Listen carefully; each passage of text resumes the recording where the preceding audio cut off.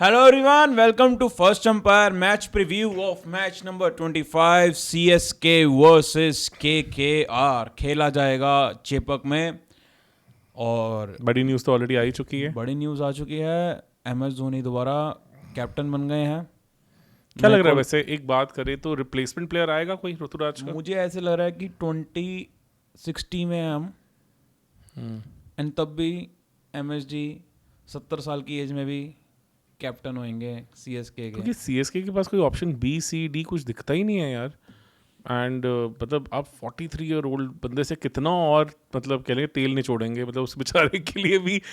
चलो let's see. मतलब feeling bad for Dhoni as well यार। कि ये भी ऐसी भी लेगेसी नहीं होनी चाहिए कि जहाँ पे आपका कोई है ही नहीं जिसको आप सौंप के जा सकते हो।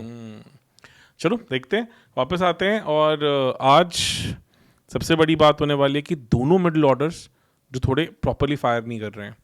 CSK की स्ट्राइक रेट 126 के रही है, अगर 4 से लेकर 7 की बात करें तो KKR की भी बहुत बढ़िया नहीं, 147 है। इट्स गुड, पर अगर आप top teams of the tournament से कंपेयर करें तो उस हिसाब की लेगेसी नहीं रही है।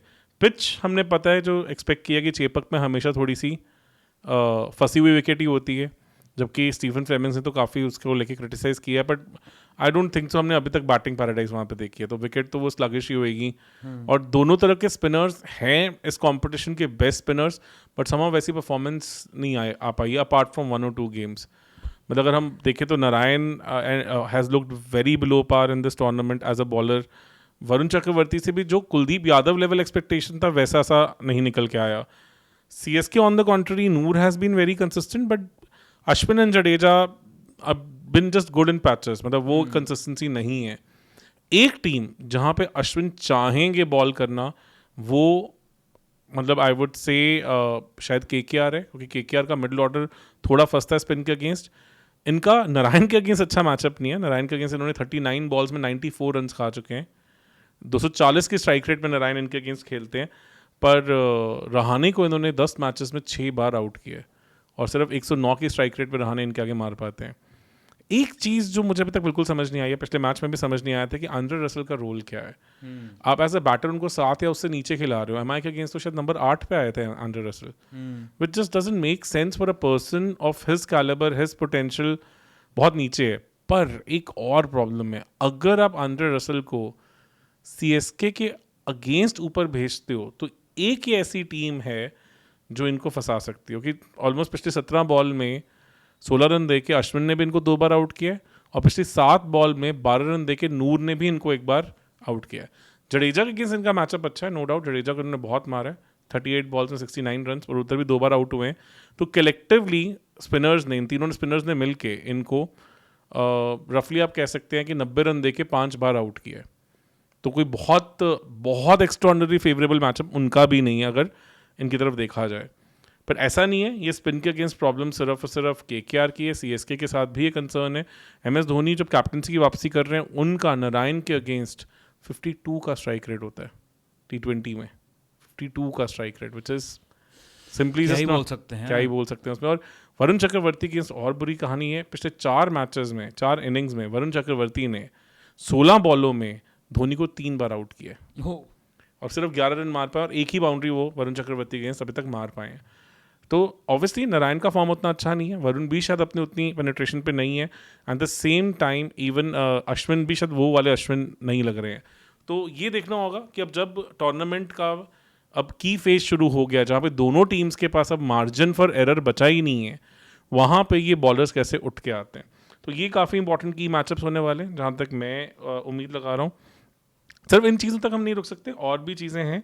जैसे लास्ट मैच में अगर आपको याद हो, जो हमने KKR वर्सेस LSG की बात की थी, तो हमने एक चीज़ कहा था कि एक चीज़ जो वैभव अरोड़ा के फेवर में नहीं वर्क करती, वो ये है कि वैभव अरोड़ा राइटीज़ के अगेंस्ट इफेक्टिव नहीं है। 38 की एवरेज से उनको रन पड़ते हैं, पर लेफ्टीज़ के अगेंस्ट उनकी एवरेज अगर पिछले 2024 IPL से देखी जाए तो 7 रन की आ जाती है। 7 की एवरेज से वो 8 विकेट्स ले चुके हैं पावर प्ले में लेफ्टीज़ के अगेंस्ट 11 इनिंग्स में। तो वहाँ पे हमें पता है कि यहाँ पे अब रचन रविंद्रा और डेविन कॉनवे ही ओपनर्स होने वाले हैं। तो 2 लेफ्टी ओपनर्स के सामने वैभव अरोड़ा का मैचअप काफ़ी इंटरेस्टिंग होने वाला, ये एक अच्छा है। On the same note Khaleel Ahmed भी मुझे लगता है कि नारायण के लिए काफ़ी हैंडफुल हो सकते हैं, क्योंकि उनकी पेस ऊपर आई है, और अगर वो फुलर बॉल करते हैं जिस तरह से बोल्ट ने की थी नारायण को, जिस तरह से शमी ने की थी नारायण को, उसमें वो नारायण को फंसा सकते हैं। और even Khaleel Ahmed versus de Kock भी इतना बुरा मैचअप नहीं होगा, क्योंकि उनकी भी एबिलिटी है, राइटी के लिए वो बॉल अंदर लेके आते हैं और लेफ्टी के लिए बॉल बाहर निकलती है। और वहाँ हमने देखा कि डीकॉक कई बार थोड़ा सा back of the length balls पे फंसते हैं, कीपर के पास कैच दे सकते हैं, और कई बार बहुत ज़्यादा हार्ड जाने की कोशिश करते हैं तो इनर सर्कल में कैच होने की भी चांसेस बढ़ते हैं। तो वो भी एक इंटरेस्टिंग मैचअप होने वाला है। दोनों टीम्स चाहेंगी मैच जीतना। हमने अभी तक देखा है कि चेपक में चेस करना भी इतना ईजी नहीं रहा है। ड्यू आती है पर थोड़ा लेट आती है, तो इसलिए वो फैक्टर अभी इतना ज़्यादा इनटू पिक्चर नहीं आया है। जनरली थोड़ी ट्रिकी सर्फेसेस हैं, बहुत स्क्वायर टर्न या साइड टर्न नहीं मिला है, बट हाँ, अब मरन मारना भी ईजी नहीं है। Generally 170 180 is a power score अगर आप वहाँ तक पहुँच जाते हैं। और CSK का तो पूरी कोशिश होगी कि वो टॉस जीत के बैट फर्स्ट करें। वो चेज में उनकी पिछले 6 साल से हिस्ट्री अच्छी नहीं है, और प्लस ऋतुराज के जाने के बाद अब थोड़ी सी बैटिंग और थिन दिखेगी, तो इसके चलते ये इंपॉर्टेंट हो जाएगा कि शायद बैट फर्स्ट करने की कोशिश करें। KKR on the contrary, I think they have almost chased 238 in the last match, तो ऐसा नहीं है कि उनको बहुत ज़्यादा इस पर फ़र्क पड़ना चाहिए। बट हाँ, चेपक में आप शायद चाहेंगे कि आप बैट फर्स्ट करें, 170 180 स्कोर करें, and then you can give the control back to your spinners. शायद स्पेंसर जॉनसन को अब हम इस IPL में अलविदा होते देखें, क्योंकि मुझे नहीं लगता कि उनको आगे चांसेस मिलना इतना आसान होगा। शायद मोइन अली आए, बिकॉज सर्फेस में हेल्प रहता है स्पिनर्स के लिए, प्लस मोइन अली को काफ़ी सालों का एक्सपीरियंस है यहाँ पे खेलने का, CSK के लिए खेलते आए हैं और समझते हैं इस पिच को अच्छे से। ब्रावो जो KKR के कोच हैं, उनको भी समझ है इस विकेट की, काफ़ी साल CSK के साथ रहे हैं, तो वो भी एक इंटरेस्टिंग मैचअप होने वाला। तो ओवरऑल आई थिंक दोनों टीम्स काफ़ी अच्छे से समझते हैं इस विकेट को। एक चीज़ अच्छी है कि पिछले साल जो फाइनल हुआ था वहाँ पे इसी ग्राउंड पे KKR ने अच्छा परफॉर्म करके SRH को हराया था, और वहाँ पे हमें पता है कि वेंकटेश अय्यर ने 26 बॉल में 50 की इनिंग्स भी खेली थी, तो उनके लिए भी थोड़ा अच्छी मेमोरीज वाला ग्राउंड है। तो all in all it's going to be a good matchup, काफ़ी बढ़िया होगा। मुझे नहीं लगता कि पथिराना ने जो लास्ट मैच में रन खाए हैं उसके बाद हम वैसा रिपीट परफॉर्मेंस से देखेंगे। मुझे लगता है he will be back, because अब धोनी एज अ कैप्टन जो वापस आए हैं उससे चीज़ें बहुत चेंज होगी। उनका जो यूज़ ऑफ स्पिनर्स होता है वो बहुत बेटर होता है डेफिनेटली। जब आप कैप्टन नहीं है तो चीज़ें शायद उतनी आपके हाथ में कंट्रोल में नहीं होती, यहाँ चीज़ें वापस। आपको लग रहा है कि मतलब अभी तक जब ऋतुराज कैप्टन थे तो स्ट्रेटेजिकली क्या होना था क्या नहीं होना था वो ऋतुराज ही देख रहे थे? यार इतना इजी हो नहीं सकता कि it can be he just can be a puppet captain, ऐसा मुझे नहीं लगता। अगर होता तो शायद इतना ज़्यादा डिस्कशन पॉइंट बनता ना। ओके, तो ऑब्वियसली सिर्फ मतलब धोनी सिर्फ फील्ड प्लेसमेंट तक ही खेलो, एंगल्स तक हो गए, सब चीज़ों के बाकी तक डिसीजन तो end of the day captain के ही हो जाते हैं। अदरवाइज फिर आपको कैप्टन डेजिग्नेशन करने की जरूरत ही नहीं बनती है। स्क्वाड्स पे आते हैं जो मुझे टीम्स लग रही हैं पोटेंशियल। अगर चेन्नई की बात करें तो ऋतुराज तो अब है नहीं है, तो कॉनवे एंड रचनी ओपन करेंगे 1 डाउन। अब हम थोड़ी प्रॉब्लम में फंस गए, पर मुझे लग रहा है कि वहाँ शायद त्रिपाठी आ सकते हैं, क्योंकि वो स्पिन को अच्छा खेलते हैं, मारने की कोशिश भी करते हैं। देन आपके पास डूबे होंगे। आपको लग रहा है शायद या एक्स फैक्टर लेके आ सकते हैं, वंश बेदी को ला सकते हैं, आप दुबे को 1 डाउन ले आओ, या आप 1 डाउन तो उनको भी ला सकते हो, विजय शंकर को। मुझे लगता है विजय शंकर शायद थोड़ा नीचे आए। अगर त्रिपाठी को यूज़ करना है तो ऊपर ही यूज़ करेंगे उससे। आपको लग रहा है वंश बेदी नहीं यूज आएंगे? CSK जनरली इतनी जल्दी यंगस्टर्स को लेके आता नहीं है। लेट्स सी, वो तो दिख ही रहा है कि आपको आज भी कैप्टन, अगर आपका मेन कैप्टन इंजर्ड हो गया है तो आप दोबारा से आप मतलब 3 साल पीछे चले गए हैं। चलो लेट्स सी। जडेजा के टाइम पे भी यही हुआ था। ये एक मुझे मुश्किल लग रहा है कि यंगस्टर कोई पुश होंगे।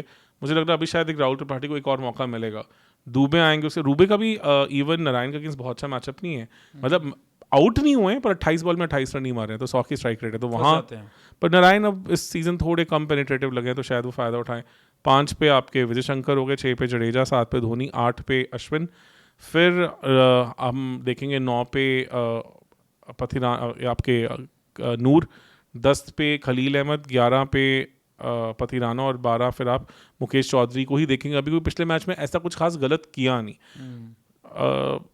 राइटीज इस टीम में एक चीज़ है कि सिंस बहुत सारे टॉप ऑर्डर में लेफ्टीज हैं, तो शायद आप अंशुल कंबोज को भी चांस दे सकते हैं, पर मुझे समहाउ एकदम से होते दिख नहीं रहा। लेट्स सी, वो भी एक अच्छा मैचअप हो सकता है उधर से केकेआर के लिए। केकेआर के लिए तो मुझे लग रहा है बहुत क्लियर सा हिसाब रहेगा।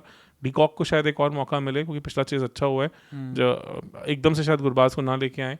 और Narayan definitely since is matchup against Ashwin is important, तो वो तो ओपन ही करेंगे। प्लस पिछले मैच में भी रन आए हैं उनके बल्ले से। 1 डाउन ऑब्वियसली कैप्टन ही आएंगे, 2 डाउन आप कोशिश करेंगे कि यहाँ पे एटलीस्ट आप रघुवंशी को लेके आएँ, कि वो जो पुराना पैटर्न था उनका वो सही रहे। फिर वेंकटेश अय्यर, फिर आप देखेंगे रिंकू सिंह को, फिर रसल, फिर रमनदीप। 8 तो प्रीटी मच आई थिंक ऐसा सही लग रहा है। फिर उसके बाद डेफिनेटली हर्षित राणा 9 पे, 10 पे आप वीसी को देखेंगे, 11 पे आप उसमें वैभव अरोड़ा को देखेंगे, और इसमें मोइन अली हो जाएंगे आपके एक फॉरेन प्लेयर जो बीच में आप कहीं पे भी स्लॉट इन कर सकते हैं। क्योंकि मुझे नहीं लग रहा कि स्पेंसर जॉनसन यहाँ पे आएंगे, और एंड्रिया नोकिया भी शायद उतने इफेक्टिव एकदम से ना हो। तो यही मुझे लग रहा है कि टीम होनी चाहिए। टॉस जीत के दोनों टीम्स क्या क्या करेंगे आपके हिसाब से? या मेरे हिसाब से बैट फर्स्ट विकेट होना चाहिए, कि आप टोटल डालें, उसके बाद अपने स्पिनर्स के साथ एक स्पिन चोक के लिए जाएं, वही बेस्ट स्ट्रैटेजी बनती है। दोनों टीम्स के लिए मुझे यही बेस्ट पॉसिबल सिनारियो लग रहा है। दूसरा एक चीज़ है कि लास्ट मैच में हमने एक देखा था कि फर्गुसन ने बहुत ब्रिलियंटली दुबे को फंसाया। उनके 2 ओवर में सिर्फ 17 रन मार पाए और उनकी बॉल पे आउट भी हुए। वैसा सा ट्रैप हम इवन रसल से भी एक्सपेक्ट कर सकते हैं, क्योंकि रसल को भी हार्ड लेंस करनी आती हैं, तो रसल को हम शायद दुबे के अगेंस्ट मिडिल ओवर्स में बॉल करते हुए देखें। तो ये भी एक इंटरेस्टिंग चीज़ हो सकती है। ओवरऑल आई थिंक दोनों टीम्स बहुत ज़्यादा स्मार्ट टीम्स हैं, and they understand how to play on these kind of wickets. But दोनों के स्ट्रगलिंग मिडिल ऑर्डर्स हैं, तो उन पे थोड़ी सी इस बार निगाहें ज़्यादा गड़ी होंगी। सीएसके का तो स्ट्रगलिंग मिडिल ऑर्डर भी नहीं है, स्ट्रगलिंग टॉप ऑर्डर भी है। पर एटलीस्ट लास्ट मैच में दोनों ने रन्स किए, ऑलमोस्ट कलेक्टिवली 100 रन किया दोनों ने मिलके, और मुझे लग रहा है कि अब फाइनली फॉर्म में आएंगे। प्लस अब रिस्पॉन्सिबिलिटी भी तो होगी ना, कि ऋतुराज नहीं है तो क्लैरिटी भी होगी कि हाँ हम खेल रहे हैं पक्का से। पर ये भी चांस है कि मतलब नो डाउट वैसे ऋतुराज ने कुछ इतना खास नहीं करा पिछले काफ़ी मैचेस में, पर स्टिल प्रेशर तो अब और ज़्यादा बढ़ जाएगा सीएसके पे। पहली बैटिंग नहीं क्लिक कर रही थी, ऋतुराज नहीं है, अब आप त्रिपाठी को खिला रहे हो। त्रिपाठी उतनी एश्योरेंस तो नहीं देते क्रीज पे जितनी ऋतुराज दे रहे थे। मुझे लगता है कि धोनी के पास स्टिल वो एक्स फैक्टर है, वो मैजिक है कि वो शायद कुछ एक्स्ट्राऑर्डिनरी, कुछ स्ट्रेटेजिकली कुछ बढ़िया लेके आ सकते हैं, बिकॉज उन्होंने हर बार ही लेके आए हैं, किया ही है, हर बार ही किया। सही है। आप किसको फेवरेट्स मान रहे हो? मुझे लग रहा है यार कि 3 टाइम्स ऑन ट्रॉट, मतलब चेपक में धोनी के होते हुए हार जाए सीएसके के, ऐसे होने के चांसेस कम दिखते हैं। तो मैं थोड़ा सा 51% सीएसके को चांस दूंगा। पगलू थला। चलिए सर, बढ़िया है, मैं भी पगलू रसल बनता हूँ। फिर उम्मीद करते हैं कि केकेआर से वी गेट टू सी मतलब really a good fight, and eventually match अच्छा होना चाहिए। Recently we are seeing matches अब कंपैरेटिवली अच्छे होने स्टार्ट हो गए हैं। सभी टीम्स ने अब समझ लिया है कंडीशंस को, इस बार के रूल्स को, क्या उसका इम्पैक्ट आया क्या नहीं, एंड उसके बेसिस पे हम definitely we are gonna see जो सेकंड लेग ऑफ आईपीएल रहने वाली है, लीग स्टेज जो रहने वाली है, उसमें तो definitely we are gonna see one of the best crickets. तो लेट्स होप। एंड गाइज, आप भी हमें ज़रूर बताइएगा आप किस टीम को सपोर्ट कर रहे हो। सर के हिसाब से सीएसके, मेरे हिसाब से केकेआर, एंड बाकी आप भी बताएं कमेंट सेक्शन में कि आपको क्या लगता है कौन सी टीम जो है वो जीतने के चांस उनके ज़्यादा हैं, या कौन सी टीम है जो आप चाहते हो कि वो जीते। दिल का भी बताएं और दिमाग का भी बताएं, और हो सकता है दिल और दिमाग दोनों ही एक आवाज़ दे रहे हो।